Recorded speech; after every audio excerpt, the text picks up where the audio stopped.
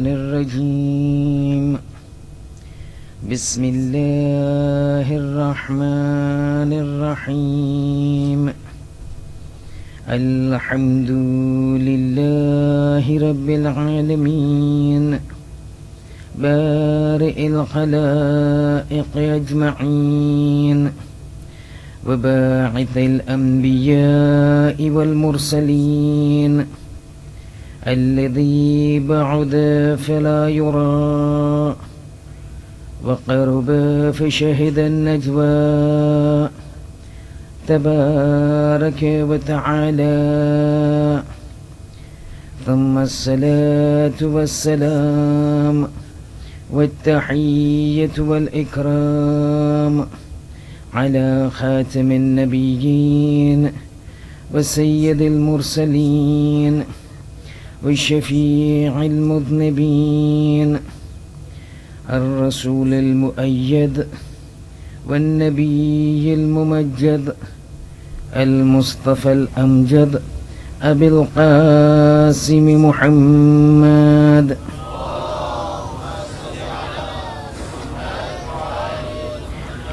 وعلى آله الطيبين الطاهرين المعصومين المظلومين لا سيما على الإمام المنتظر وحجة الله الثاني عشر ابن العسكري المنتظر ولعنة الله على أعدائهم أجمعين من الآن إلى قيام يوم الدين. أما بعد، فإن الله الصادق العليم قال في كتابه الكريم القرآن الحكيم: بسم الله الرحمن الرحيم فارتقب يوم تأتي السماء بدخان مبين يغشى الناس وهذا عذاب أليم. صلوات.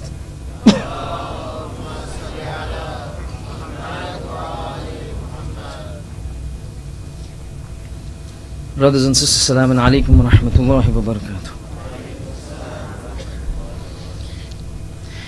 Into the third night of our discussion, and before I can continue on the topic, one little clarification that was brought to me immediately after I finished my lecture last night. Apparently it seems that in the course of the lecture last night, this is regarding that hadith that I had mentioned at the very beginning, wherein I had mentioned that there is no need to become hopeless and despondent when we hear all these masail of what would happen on the day of judgment in ma ba'd. And we had said that solutions are there.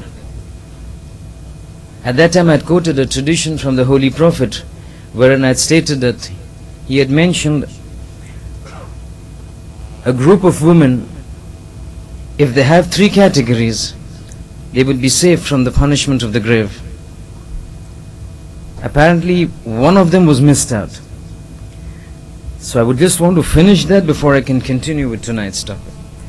Yesterday we had mentioned three traits that were required for a woman to be saved from the punishment of the grave. One would be that woman who had the characteristic, who had the trait that if the husband was in a state of poverty, she would bear the poverty with comfort, with ease, without those kit and knick-knack. One. Second trait of this group of women, if they want to save themselves from the punishment of the grave, is that if their husband was bad in behavior, foul of mouth, always troubling, always shouting, always disturbing, and if she bore this problem of the husband with patience, she would be deserving and classifying herself as one of the ladies to be protected from the punishment of the grave. And the third thing that I had missed out was this, that the tradition says the third trait of this group of ladies who protect themselves by means of their actions from the punishment of the grave is that lady, at the time of marriage, one of the shart, one of the requirement is that the husband gives the lady the mahar. This tradition says if this lady returns the mahar back to the husband for a problem that he may be having, for any trouble that he may be facing financially, and she steps forward, takes the mahar, which is her property, given to her on the night of Laylatul Zifaf, on the night of wedding, and she says, my husband, you are trying for me, you are working for us, you're working for the family, right now you're on a problem financially, you take my mahar and help yourself. A lady who forgives the mahar, gives the mahar to the husband when he is in financial need, is one of those ladies who will save herself from the punishment of the grave. And while we are at the incident of mahar, let me tell you one little small thing and then we move ahead, so that the ladies, if they want to practice, can use this to establish a kind of a comfort in the house. There are certain narrations which state that this mahar that is there given by the husband to the ladies, it's not ordinary money. It is something that is one of the dictates of Allah subhanahu wa ta'ala. And this money that this man gives to the wife is becoming mutabarrika. It is blessed. So if he is given, for example, 514 pounds, that money is not ordinary money. That money has now become blessed. That money has now become mutabarrik. Tradition says, if at time a husband falls sick, and despite all efforts to have him cured, despite all money spent on his treatment, if he still doesn't recover, tradition says, if the lady uses that mahar for the treatment of this husband, the amount of time that it will take for him to recover will be very fast. Because now this Mubarak money, this Mutabarrik money, once used for the benefit of the husband, has more effect than ordinary money, which if used for the treatment of the husband. So this was just a passing reference to the discussion that we were having. And now let's come back to it. Last evening we discussed about the length of the span of the Day of Judgment, the Qiyamah. And we had said, the Quran says, تَعْرُجُ الْمَلَائِكَةُ وَالرُّوحُ إِلَيْهِ فِي يَوْمٍ كَانَ مِقْدَارُهُ أَلْفَ سَنَةٍ 50,000 sana, 50,000 years of this length of a day, for which man, having spent 50, 60, 70 years in this world, has to account for it. Logical, illogical, we are not concerned. Whether it is appropriate, not appropriate, we are not concerned. We are just concerned if we have to spend 50, 60 years of this life and then account for it for 50,000 years, it's a big problem. And problem is more, because those 50,000 years are not going to be like you sit in your living room, sitting on the sofa with the plasma television on. The horrors of the Day of Judgment we shall hear. Today we will just have a trailer. The remaining things will come another 3 lectures and 2 lectures down the line. But those 300 years that we mentioned last night, when a man with 1 foot in the grave and 1 foot outside, is not an ordinary thing. Because at that point of time, as I had mentioned earlier, the Day of Judgment is a day when everything has a perception, when everything is living, when everything is intelligent. In fact, not even after the Day of Judgment, even as soon as Malakul Maut is seen and a person enters from dunya into barzakh or dunya into akhirah, everything assumes a different meaning. So on the Day of Judgment it is said that the grounds that you see, the plains that you see, the earth on which you and me shall stand will be very intelligent. For a righteous person, for a pious person, it will be very calm and cool.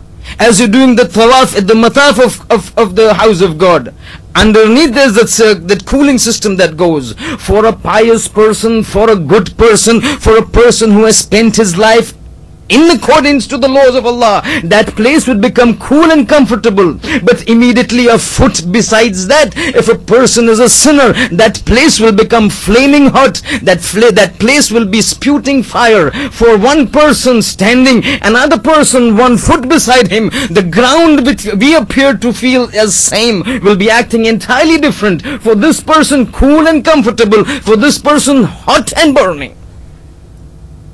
It knows exactly whom to pick and whom not to pick. This is from the traditions of the Ma'asumin that we are talking about. And even before that, even Day of Judgment is too far ahead. And it's too far into the realities. Even after the death, when you see, tradition says when a person like you and me, when we walk across the earth, tradition says this earth, the grave keeps calling out to us. When a person dies, when a person is going to be put into the grave, that grave calls out to us. That's a different issue that you and me can't hear it. You and me cannot comprehend it. But the reality, tradition says, when a person is about to be taken and put into that grave, if that person is a good person, if that person is a pious person, that grave calls out to him and says, Tuba lak, well done to you. Bravo for all that you did in this world, because I have been waiting for you to come into me. All your life you had spent in the way of God. Now I'm going to give you the compensation for what you have done. Come into me, for I'm going to extend myself. Come into me, for I'm going to become one of the gardens of paradise. The calling out takes place. We don't hear, the deceased hears. But at the same time, if the person is a sinner, if he's a fasiq, if he's a fajr, when he's nearing the grave calls out. It's saying, you have been disobedient to God. And all along I had been praying to God that you don't come to me. But now that you are coming to me, I will show you what I can do. Because now I'm going to fill my belly with fire of hell, and I'm going to be your accompaniment. I'm going to be in your company up to the day of judgment, and I will show you what I will do to you for the sake that you have been opposing God all throughout your life. Everything becomes important, everything becomes perceiving, everything becomes intelligent in the akhirat. And when we talk about the book of deeds, you will see. And when we talk about little bit of Jahannam, you will see. And when we talk about the pool of Sirat, you will see. And when we talk about the fire of hell in these subsequent nights, we will see that how effective it is as far as its perception is concerned. It knows exactly whom to pick and whom to leave. But these horrors go on. And it has been emphasized so many times. Those 1,200 odd verses that are there in the Quran are not just simple verses. If one has to ponder over them, you would find that you would not be able to sleep. Not you, you are definitely better. I would not be able to sleep. Because when you look at Surah Al-Hajj, the picture that it paints, the first verses of Surah Al-Hajj, Ya ayyuhan nas ittaqu rabbakum, not Ya ayyuhal ladhina amanu, not oh you who believe, no Ya ayyuhal kafirun, no oh you don't believe. It's a general universal statement. Ya ayyuhan nas, oh you people, ittaqu rabbakum, fear your God. Inna zalzalata as-sa'ati shay'un 'azim. That zalzala and the earthquake that will come and which will usher in the day of judgment, shay'un 'azim, it's a great thing. And you know what will happen on that day, when you are about to enter into the day of judgment, when you are about to face resurrection, when you are about to stand before your God accounting all your deeds before Him. يَوْمَ تَرَوْنَهَا تَذْهَلُ كُلُّ مُرْضِعَةٍ أَمَّا أَرْضَعَتْ وَتَضَعُ كُلُّ ذَاتٍ حَمْلٍ حَمْلَهَا وَتَرَى النَّاسَ السُّكَارَى وَمَا هُمْ بِالسُّكَارَى وَلَكِنَّ عَذَابَ اللَّهِ شَدِيدٌ. He's saying, you know what will happen on that day? A day which is so horrific, a day which is so horrendous, a day which is so frightening that you will find تَذْهَلُ كُلُّ مُرْضِعَةٍ أَمَّا أَرْضَعَتْ. You will find ladies who are suckling their child, leaving their child. If you look at scientific theories of love of a mother, you would find the maximum amount of love that a mother harbors for the child. In normal circumstances, you cannot compare the love of the mother to the child. But if you were to find out what is that peak of the love of a mother for the child, it is said at the time when the mother is suckling the child and the child is feeding from the milk of the mother, that is the time when the emotions of a mother is at its peak. Allah says that peak emotion of a mother with respect to the child will come to not when she sees the fright of the day of judgment. وَتَذْهَلُ كُلُّ مُرْضِعَةٍ أَمَّا أَرْضَعَتْ. Even if she is feeding the child, and when the emotion of the mother is peak, is at its zenith, it at its peak for the child, she will leave the child and say, go away, I am now worried about myself, not worried about feeding you. وَتَضَعُ كُلُّ ذَاتِ حَمْلٍ حَمْلَهَا. And Quran says on that day the fright will be so horrendous that ladies who will be having children in the stomach, pregnant ladies, because of the fear and the fright of the day of judgment, will miscarry, will suffer miscarriage. miscarriage, will abort the child, not out of intention, not out of wanting, but because of the fear is so great.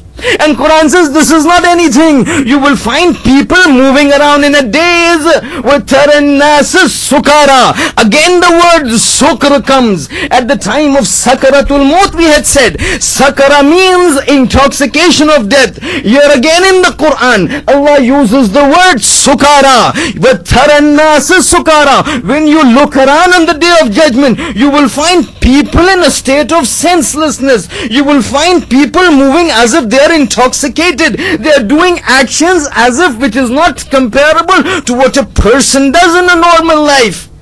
With tarannas sukara, you will think these people are drunk. You will feel these people are intoxicated. Quran says, وَمَا هُمْ بِسُكَارَى. Don't make a mistake. These are not drunk. Their senselessness, their irresponsible behavior, their incomprehensible walk, their incomprehensible actions are not out of intoxication of an alcohol. وَلَكِنَّ عَذَابَ اللَّهِ شَدِيدٌ. The punishment of God when they see is so immense, will cause them to lose all sense of time, place and action. وَتَرَى النَّاسُ سُكَارَى وَمَا هُمْ بِسُكَارَى وَلَكِنَّ عَذَابَ اللَّهِ شَدِيدٌ. I say, you know what happens on that day for the kuffar, for the sinners, for those who know what is waiting for them? In Surah Al-Anbiya, now these are all Quran we are quoting.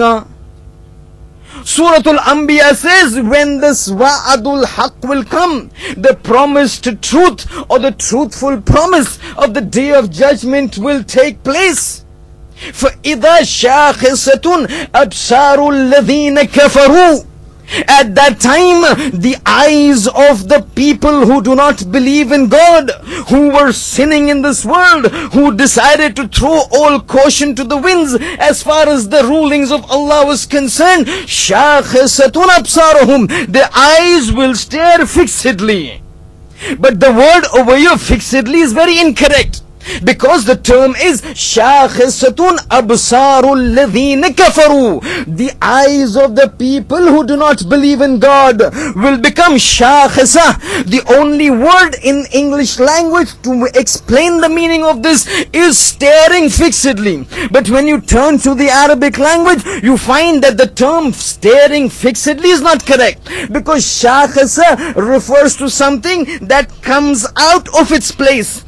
Anything that comes out of its place is referred to as shakhisa. Here Allah subhanahu wa ta'ala is saying, when these sinners will see my punishment on the day of judgment, their eyes will become shakhisa. Imam says, Masoom says, on that day of judgment, this verse wants to say that when the punishment is there before these individuals, it will be as if the eyes of the sinners want to just pop out of their sockets.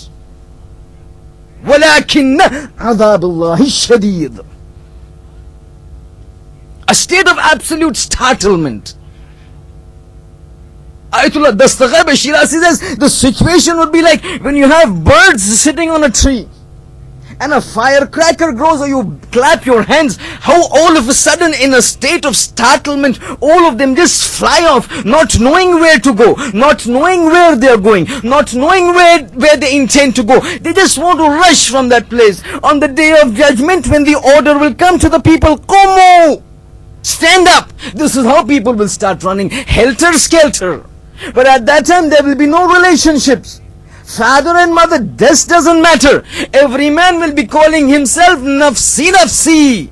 You may have given me birth, you may have suckled me for 2 years, you may have caught my hand and helped me to walk, but now that is not the time. Now I'm only worried about myself. وَلَكِنَّ عَذَابَ اللَّهِ الشَّدِيدَ. And it is this punishment of the day of judgment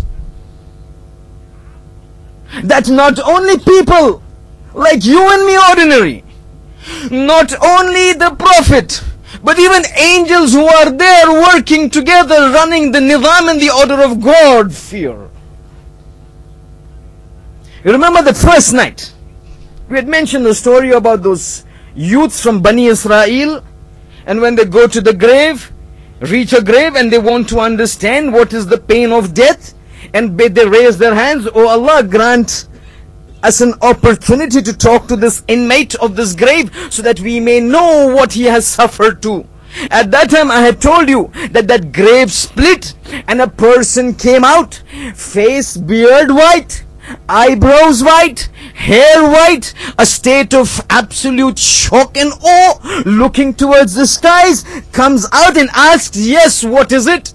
At that time I had said I'm leaving out a portion because that was not relevant to the point discussed. Now it is relevant, because when this person comes out and these youths ask him, what was the punishment, what was the pain that you experienced, and he talked about those 99 years of pain that he was still enduring. At that time, the next question that these youths ask him is, old man, now that you have come out of the grave and you appear to be old, was it that you died at an old age that this hair of yours became white? He's saying, no, I did not die at an old age. I died at a young age. They asked him, what is the reason that your hair has become white? He's saying, 99 years being in the grave, my flesh had all gone. My skin had all gone, disintegrated, decayed, eaten by insects, eaten by the inhabitants of the grave. But as soon as you prayed, an order came from the skies and told me, go out. As soon as the order of go out came to me, I found that all the bones of my skeleton automatically started to link itself together. Automatically flesh came upon it. Automatically skin came upon it. The grave split apart and I came outside. But that order that came, I felt as if the day of judgment was going to come. And the fright of the day of judgment turned my hair from black to white. Sallu ala Muhammadin.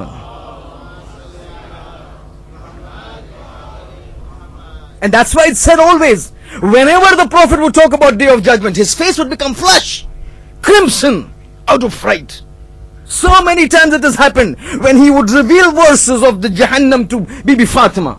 She would collapse, she would faint. Why do you think Imam Ali alayhi salam in the Masjid of Kufa, middle of the night, crying and streaming, praying to God? من قلة الزاد وبعد السفر وطول الطريق. Oh, the distance is so far, the provisions of Ali are very less. How will Ali endure this journey from this world into the Qiyamah? It is not for anything that the Ma'asumin fear. Even the angels fear.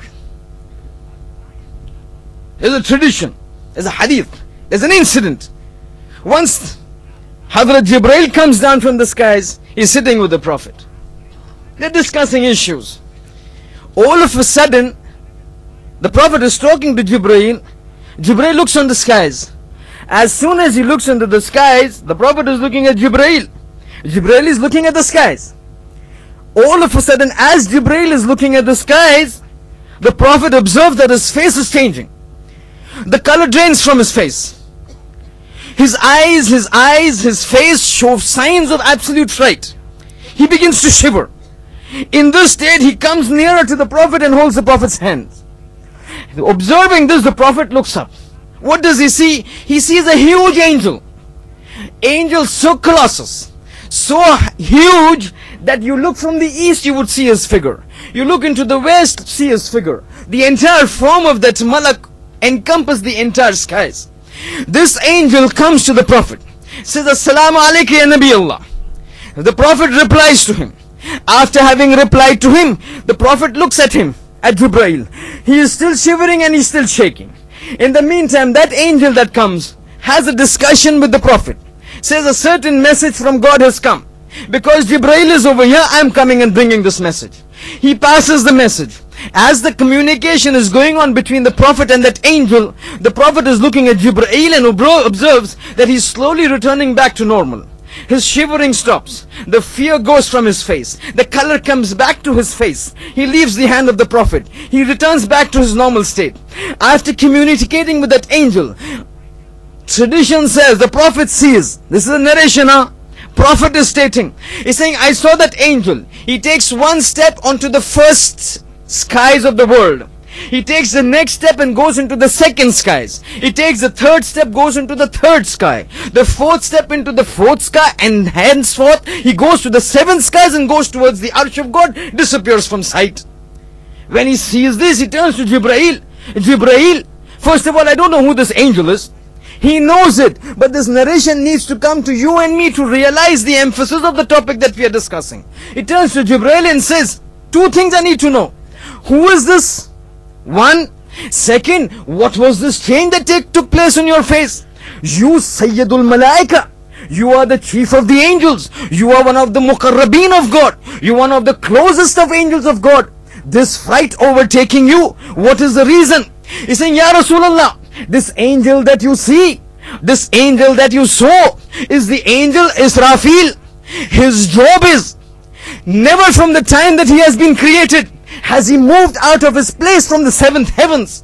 This entity of his is so huge that you saw one leg on this earth, the other leg on the first skies. One leg in the first sky, the other leg in the second sky. He is not supposed to come down. Since the time he was created, and since the time I have been created, he has not moved from his place. But we have been informed that his one major role, his one major task, his one major job is to bring about the day of judgment. Never having seen him move, now when I saw him coming, I thought Allah has ordained the arrival of day of judgment. The very fact that the thought of day of judgment crossed into my mind, my body started to shiver. The feared color drained from my face. When I saw him, that he came to pass a message of Allah to you, and he discussed with you, and it had got nothing to do with the day of judgment, I calmed down and returned to my normal self. Hope these are angels we are talking about. These are Muqarrabeen of Allah that we are talking about. When they fear the day of judgment so much, at least a little haqq that we've got to fear this day of judgment. But having understood this, we will still come to those punishment of the various groups that will be punished on the day of judgment, and the bounties that Allah will give to the pious person will come. But as we are understanding, this was just a preliminary little discussion, a trailer. But when we discuss the day of judgment, one thing is certain, that it is going to come suddenly. And the word that Quran uses is baghtatan, suddenly. We will discuss. Suddenly means what a little later. But suddenly it will come. People will not have any chance. But the Quran says, and the traditions indicate on certain signs that give you and me an indication as to how close the day of judgment is. Some signs in the Holy Quran, some signs mentioned by the Ma'asumeen. We do not have time to discuss all the signs of the day of judgment. Just to discuss those signs, we might need 6 to 7 lectures of an hour each. As it is, that the way that I am going, just the third lecture that we are in, I already feel I am lagging behind by at least 35 to 40 minutes. That means in the 2.5 lectures that we've done now, I need another one more lecture, the 13th lecture, to finish the topic. But let us see how we go ahead. These signs of the day of judgment that are there, some in the Quran, some in the Ahadith, can be classified into three categories. 3 categories of signs.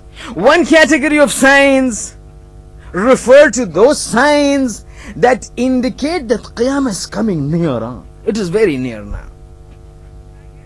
We will discuss them. We will pick up a few important ones and explain to you. The second category of signs are those things and those events that will take place on the threshold of Qiyamah.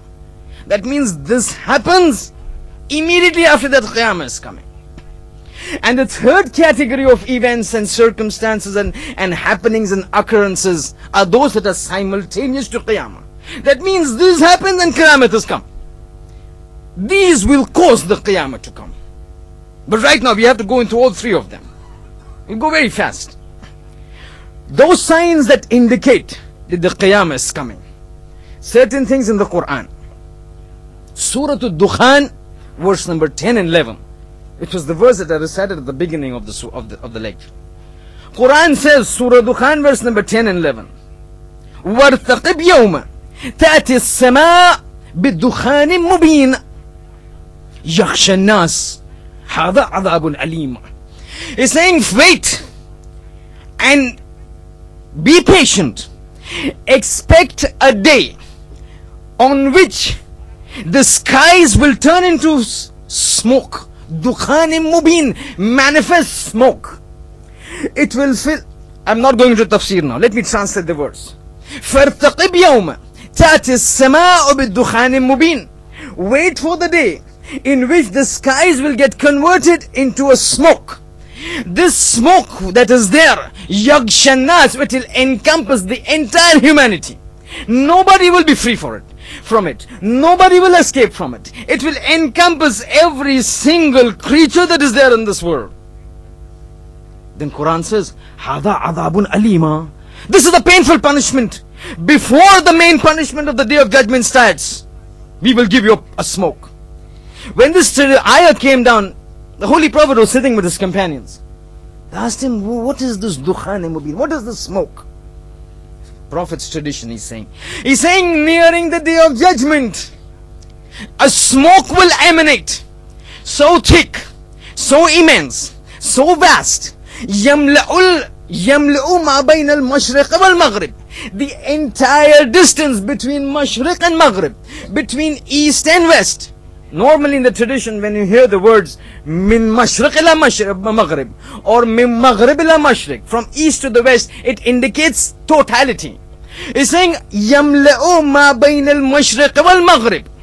A smoke will emanate, thick black smoke. It will encompass everything that is there on the earth. One. Yabqa arba'ina laylatan wa yawman. For 40 days and 40 nights it will encompass. Yaghshan nas, all the people will come under its control. It will overtake everybody. Saying Hada adabun alim, which the Quran says this smoke will be a punishment from God. But the smoke, again nearing the Day of Judgment, will be an intelligent smoke. Because the Quran says it will behave differently from a person who is a sinner to a person who is a pious person. All of them encompassed by the smoke, but the effect of the smoke on both of them will be different. When the smoke encompasses a pious person, he will be overcome by a small little state of zakma. The word in the tradition is a zakma. Zakma means what we call flu, not swine flu. That is too deep. Normal flu,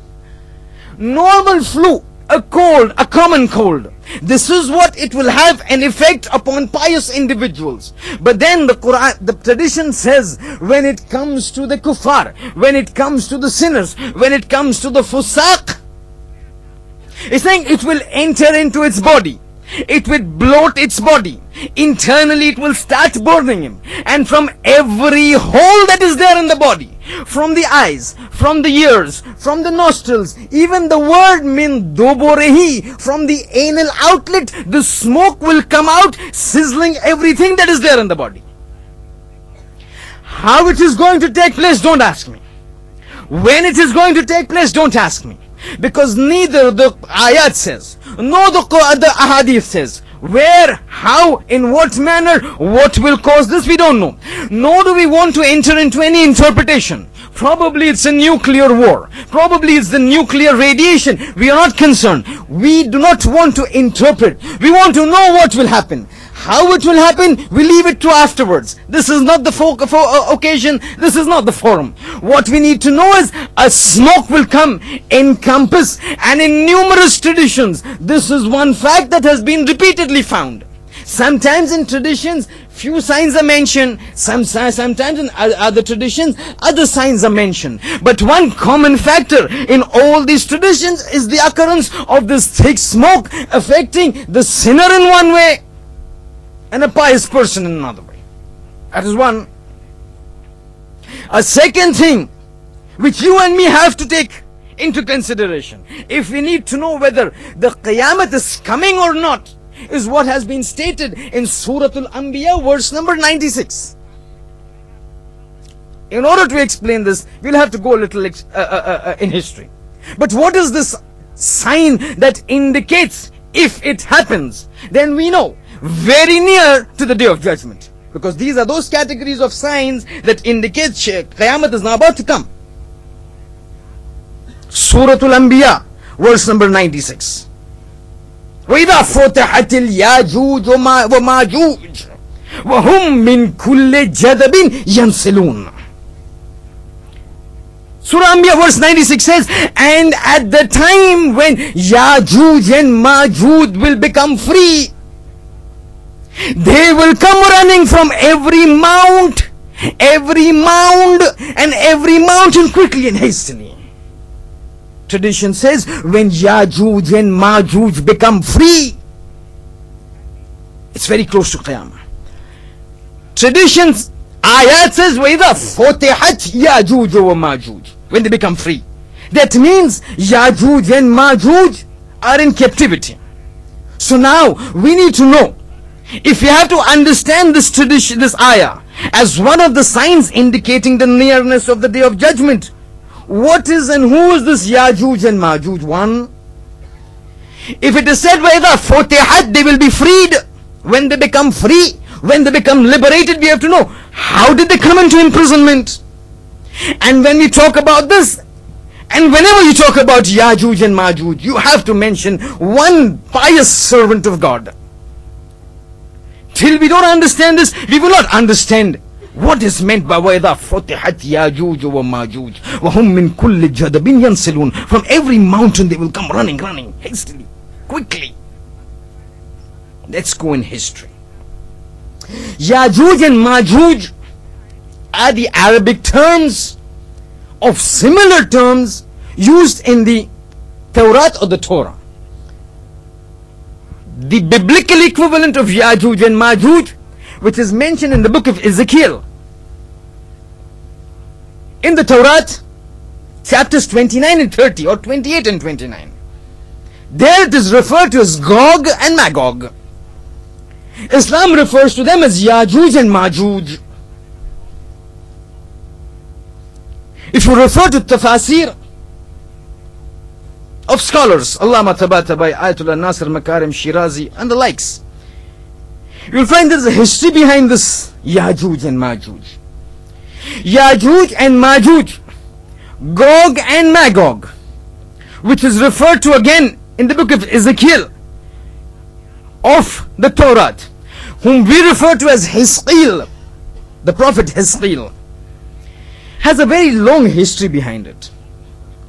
Historical evidences and traditions prove that Yajuj and Majuj are two groups, two tribes, two nations and two communities of absolutely savage, plundering, looting and barbaric people who lived in the northeastern part of Asia, somewhere near Mongolia of today.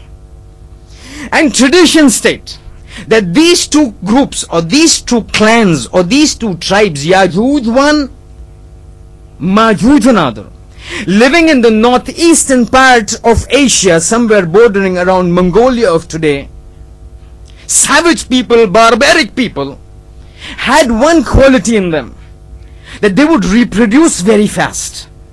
So in a very short time, from the time that they came into existence, they began to spread very heavily. They began to reproduce very heavily.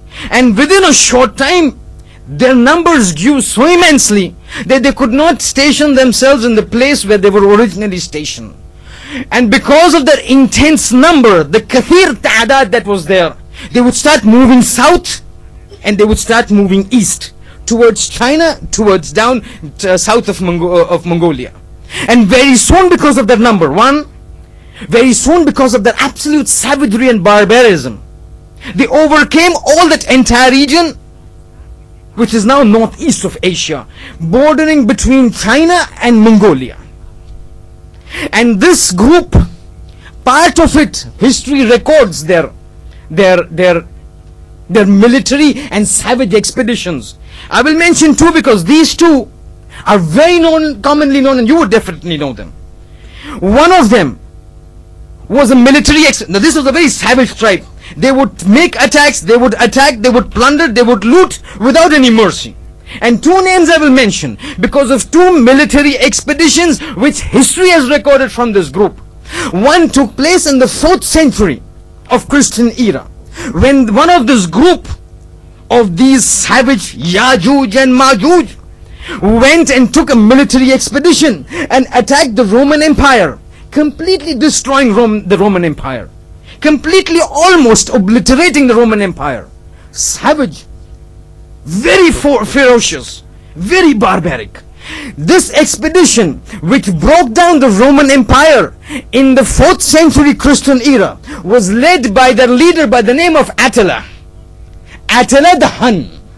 He was one of the leaders. Tradition says belonged to this group of Yajuj and Majuj.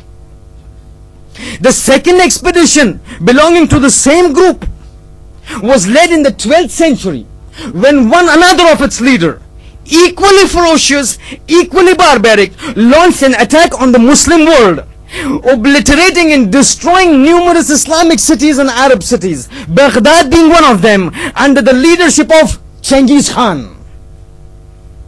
Both of them belong to the same group, but the Yajuj and Majuj that is described in the Quran was an offshoot of this group. What happened to this group I will tell you, but the remaining people under Attila the Hun won. And I believe both Attila the Hun as well as Genghis Khan, their life histories have been made into movies. Now when this incident is taking place, these individuals are there. We need to know what happened to that group, about which Quran is saying, وَإِذَا فُتِحَتْ يَأْجُوجُ وَمَأْجُوجُ, when they will become free. At the olden times when they were still there, eventually afterwards these people that was there from the lineage of Attila the Hun and Genghis Khan, eventually they fizzled out. But one group still remains. According to the Quran, they are still caught up, they are still imprisoned. Imprisoned by whom? By a person by the name of Dhul Qarnayn. You cannot talk about Yajuj and Majuj without talking about Dhul Qarnayn. Dhul Qarnayn was the person who imprisoned them. How did this imprisonment come about? This savage group, what we are talking about is the 12th century of Genghis Khan. What we just spoke about was 4th century of Attila the Hun. But this group was existing much before. One little group or one offshoot of that group had separated to a region. We don't know the region.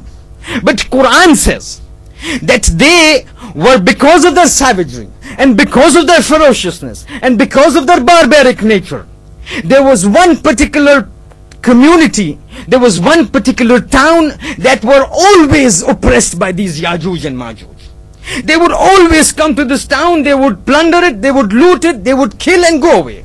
And every short time they would come. The place where this small town was situated, Quran in Suratul Kahf, verse number 93 to 98, explains this entire story, saying this town was situated between two mountains. There was a passageway between two mountains. When one passes the passageway was where this town was situated.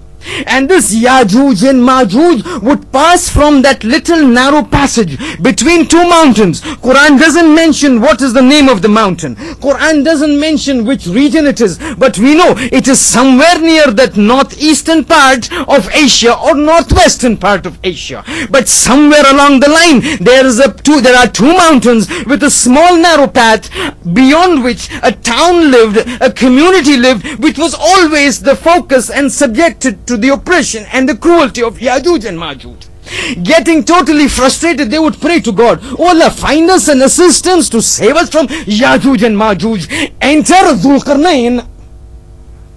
Surah Al-Kahf 93 to 98 mentions exactly what Dhul Qarnayn did. But who was Dhul Qarnayn? I've got this thing 15 minutes left. I will take 5 to 7 minutes more. It could even be 10 minutes more.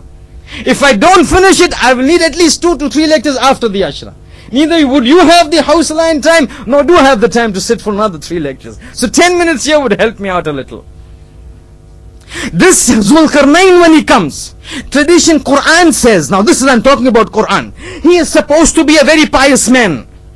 He is supposed to be a believer of God. No, not supposed to. He was a pious man. He was a believer of God. He believed in resurrection. And because of his nature, because of his piety, he had become very close to God. Not a prophet. Imam Sadiq, when he was asked, he says, "No, ma kana nabiyan, walakin abd salih."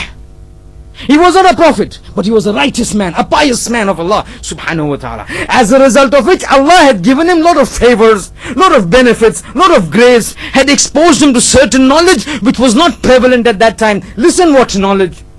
Quran says he happens to pass, Surah Al-Kahf I'm talking about, 93 to 98, go and refer to the translation. He happens to pass, فَاتَّبَعَ السَّبِيلَ السَّبَبَ. Then he comes to this place between, بَيْنَ السَّدَّيْن, between two mountains, Quran says.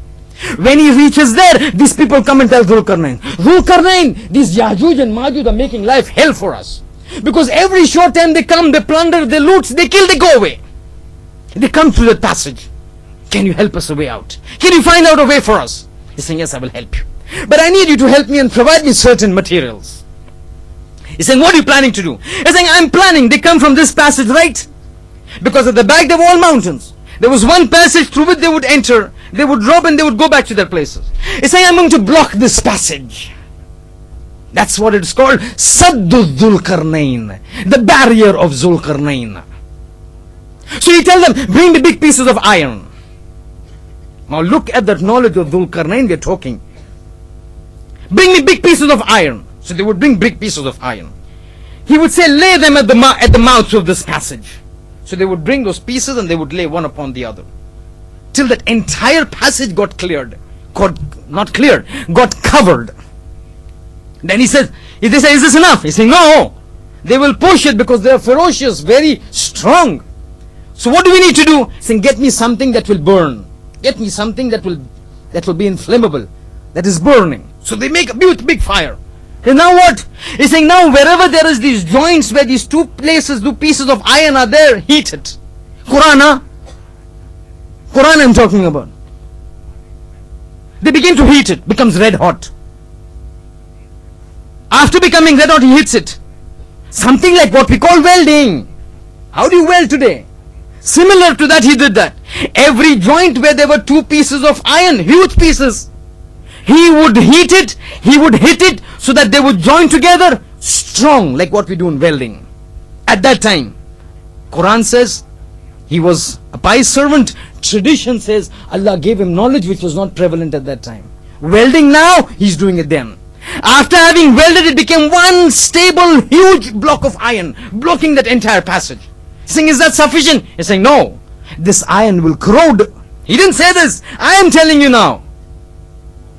He's saying, what do you want now? The people asked him. He's saying, get me copper. But heat copper and make it molten. So they bring big, huge cauldrons of molten copper. He's saying, what do we do? He's saying, pour it over this. The entire huge iron structure now, which is one wall of huge iron, is now covered with copper to fortify it. Stainless steel, just pig iron is brittle. You mix it with other items, like copper, it becomes stainless steel, strong. He covers it up with molten copper. This is what Quran says. What he did was, Dhul-Qarnayn came, listened to the request of the people.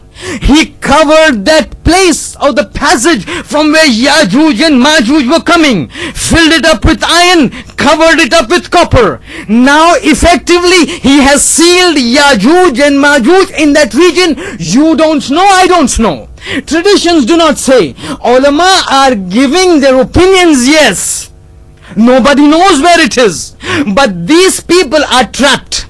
There is a community that is living between those mountains where there was a passage where they could come out. Dhul-Qarnayn comes, blocks that passage, entraps that entire Yajuj and Majuj within that enclave. Still entrapped. No person has seen it. Quran says they are still trapped. What is the sign of Qiyamah? As the Qiyamah will come near, Allah will cause that dam or that barrier or that wall to collapse. When that wall will collapse, this Yajuj and Majuj, the people of at that time were absolutely frustrated with that oppression, now will come down into this world and wreak havoc. وَإِذَا فُتِحَتْ يَاجُوجُ وَمَاجُوجُ. If this happens, tradition says, remember, Qiyamah's very close. And it will happen. And tradition says, those traditions we talk about Qiyamah, they say a time will come. Right even now, they are trying to break it. God has prevented. I am talking tradition, these are not stories, my friend. Even now they try to break it. God has prevented them from breaking it. But a time will come, and tradition says that when they come to break it, as they're doing it now, God will give ta'thir and effect in their actions. That wall will break. That entire community now come into the world. The havoc that they wreak, the havoc that they will wreak, will destroy all sense of order, discipline, nizam and system into the world. That is one of the signs of the Day of Judgment. But when we are talking, we're still now just coming to the signs that are near, the signs that are taking place on the threshold of Qiyamah, and the signs that will take place together with the Qiyamah. As I said always previously, as you keep moving forward, the intensity increases. Whether you were in the stomach, in the womb of the mother, when you come out, you have troubles. You and me might not know it. The child knows. Again, this is a tradition from the 8th Imam, Ali ibn Musa, ayyuhur rida, salawatullahi wa salamuhu alayhi. They saying there are 3 occasions of various serious fright for a person. One, when he comes out from the womb of the mother, seeing things which he has not seen. He experiences the fright. 8th Imam, tradition. Second, when he's entering into Barzakh. From the time he's living into this world, Malakul Maut comes, he's about to die. Very frightened. And that's the reason it is said, a known devil is better than an unknown angel. It refers to this fact. Anything which is not known, anything which is not clear, becomes very difficult to understand. And the third step is when a person will stand up on the Day of Judgment. 2 lectures from now, we will discuss that. But in order to achieve and save ourselves from this, there is need for action in this world. And that is why we are all gathered here.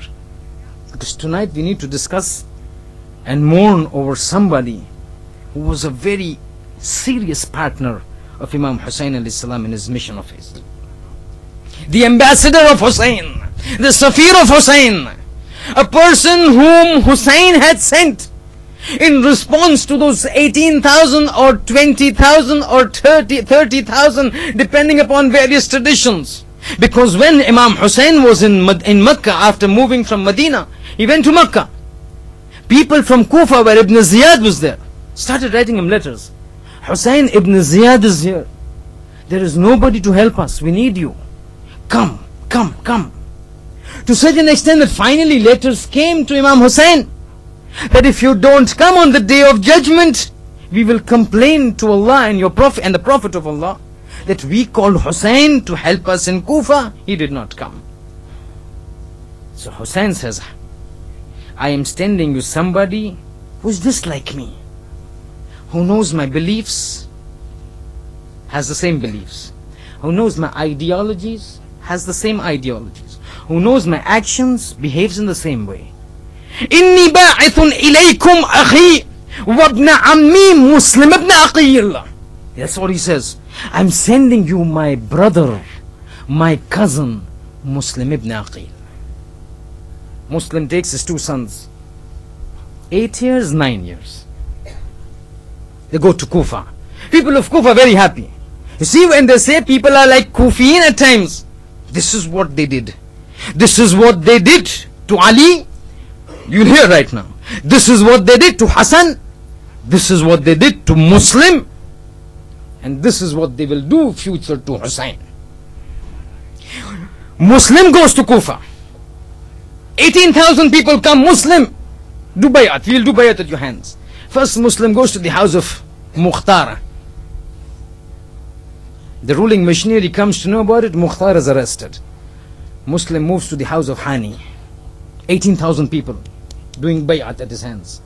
Muslim, we are doing bayat, we are pledging allegiance to you. This pledge of allegiance of ours to you is in effect our pledge of allegiance to Hussain ibn Ali. 18,000. Muslim writes letter to Hussain, come, everything is okay, I've got enough support, don't worry, come from there. All of a sudden, Ibn Ziyad enacts what has always been enacted in this world. The carrot and the stick policy. He makes an announcement. Anybody supporting Muslim Ibn Aqil, his life, his property, his family, his wife, mubah. Mubah means permissible for me. Life I can take, property I can loot, women I can fool around with, family I can kill. Anybody caught supporting Muslim Ibn Aqil, these four things, mubah. Stick together with the carrot. Anybody providing me information, anybody helping me to catch Muslim Ibn Aqil, anybody helping me against Muslim Ibn Aqil, money. Sword in one hand, dirhams in the other. The carrot and the stick policy. It's only a few people who don't change, in the wake, in the face of carrot and stick. 18,000 people. Tradition says this Muslim Ibn Aqil with that 18,000 support is going to enter the Maghribain prayers when the hukum comes from Ibn Ziyad. If the hukum comes, I am going to lead the Isha prayers. Those who are not there with me will not find any safe haven in the city of Kufa. Order was announced. Between Maghrib and Isha prayers, people came to know about this. In the Maghrib prayers, the entire entourage of Muslims, friends behind him. Between Maghrib and Isha, the ruling comes. Ibn Ziyad is leading the prayers. Anyone not there, start writing his will.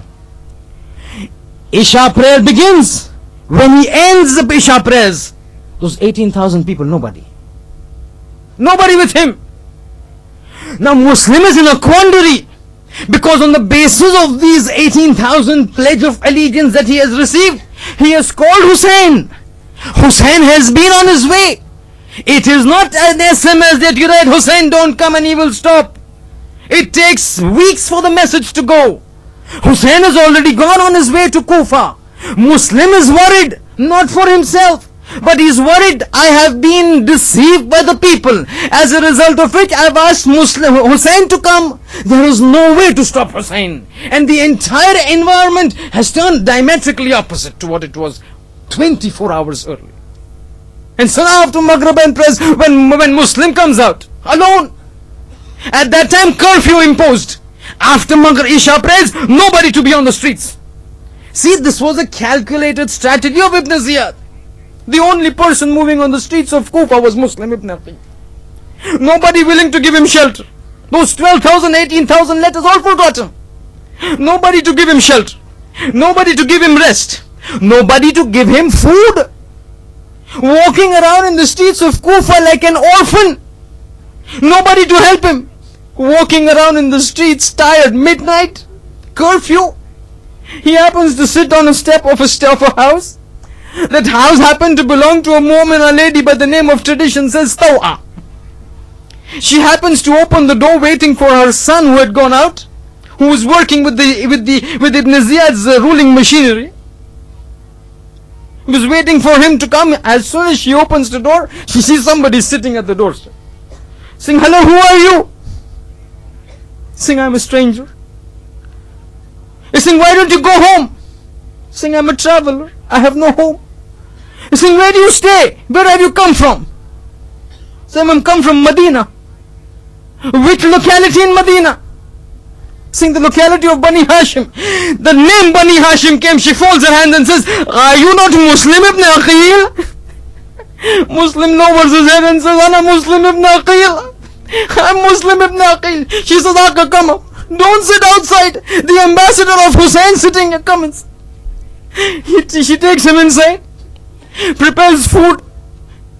As he's sitting, the food is laid before him. He picks up the morsel to eat. As he picks up the morsel, brings it to his mouth, puts it down. Tears streaming down his eyes. You know why?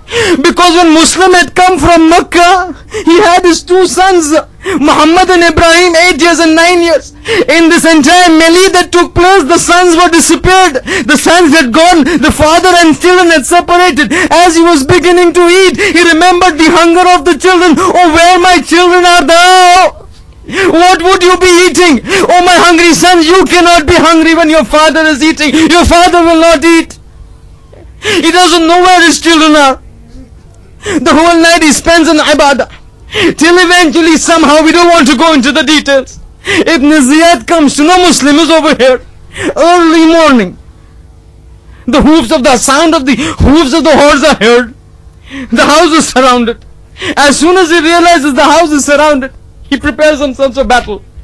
This Tawa comes to him and says, "Oh prince, don't go out. It would be better if you fight inside, because these people will surround you." One. And secondly, not only will they surround you, they have threatened all the people living in the houses around to support them. They will throw stones upon you. They will throw boiling water upon you. They will throw fire upon you. Whom will you fight? The people on the ground, or those people throwing fire from top? She says, no. He says, no, I have to go out. She says, but why? Listen to what Muslim has to say. He says, I do not agree. It is unacceptable to me. She says, what? He says, if I'm fighting in the house, at some moment of time, these people will come inside, and then your parda will break. In front of Muharram, you will be without parda. The Muslim cannot accept. Even an old lady like you can be without parda in front of a Muharram. I will tell Muslim, a 60-year-old lady, and you're so worried about her parda. Are Muslim, come to Kufa on the 11th of Muharram and see Zainab and Kulsum. He goes out. He begins to fight. But how could he fight? How much could he fight? Or people on the ground, those surrounding him, or those ladies throwing hot water and fire from the top, stones from the top. Eventually, Muslim is captured. Having been captured, the announcement of his killing has been announced. He is taken to the top of the court. On the top of the court, he is supposed to be killed, hurled from the top of the tower. He says, give me a minute, please. Last wishes of a dying man. Give me 1 minute, please. Saying, what do you want to do? Saying, nothing. I just want to do something. I want to pass a message. Saying, what? He's saying, listen. As he says this, he turns towards the road that was leading to the city of Kufa and says, Assalamu alayka ya Aba Abdullah. Oh my master Hussain, forgive me, accept my salams. Because of me you're coming over here, but this servant of yours is now worried that you will come. Please forgive me, accept my salams. Muslim is killed. While this issue was going on, Hussein's caravan was coming and was stationed at a place. They had pitched tents. All of a sudden Hussein was in the tent. He stands outside, comes outside the tent, turns towards Kufa and says, Wa alayka salam ya akhi Muslim ibn Aqil. I have received your salams. But Imam knows by Imamat, he can't disclose it to everybody. He calls Abbas and Akbar. Abbas, come. Akbar, come. I'm worried about my brother Muslim. Can you just go outside nearer to Kufa and see if somebody is coming out, find out what has happened in Kufa? Akbar and Abbas go. They've gone a little distance. They see a man coming from Kufa. He's saying, you're coming from Kufa? Saying, yes. He said, do you know who we are? Saying, no. He's saying, I'm Abbas, son of Ali. He is Akbar, son of Hussein. Don't worry. We're not here to loot you. We need some information. He's saying, what? He's saying, you're coming from Kufa, my brother. My brother Muslim is in Kufa. What is his state? Can you tell me? That man said, I cannot tell you what is his state now, but I will tell you his state when I was leaving Kufa. As I was leaving Kufa, the beheaded body of Muslim ibn Aqil was being tied to the legs of horses and being dragged across the streets of Kufa. Abbas and Akbar come to Hussein. Aka, our brother Muslim is no longer with us. Hussein tells Zainab, come here Zainab. Zainab, Muslim is gone. Get me little daughter of Muslim to me. Bring the daughter of Muslim. Muslim had a small little daughter, around 2.5-year-old. Hussein tells Zainab, bring his daughter to me. Give me a tent, give me privacy. I want to go inside. As he goes inside, the little girl comes running. Yes, uncle, you called me. He picks up the girl, puts her on his lap. He had asked for little earrings from Zainab. He takes those earrings and puts them into the little girls. He takes his fingers and starts combing her hair. He starts caressing her and starts kissing her. While this was going, as soon as this was going, she suddenly turned. She is from Bani Hashim, you remember? She turns to Muslim and says, "Uncle, is my father okay? I hope my father is okay." Hussein says, "Why do you ask that little girl?" He's saying, "You are behaving with me as a person behaves with an orphan.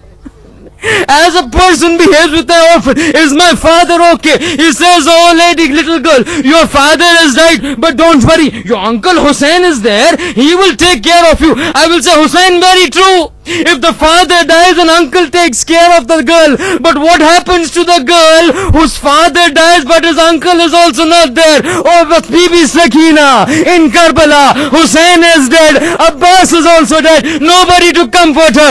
All that she gets is slaps of Umar Asad and beatings of Shimr. وَسَيَعْلَمُ الَّذِينَ ظَلَمُوا أَيَّ مُنْقَلَبٍ يَنْقَلِبُونَ Matim Hassan.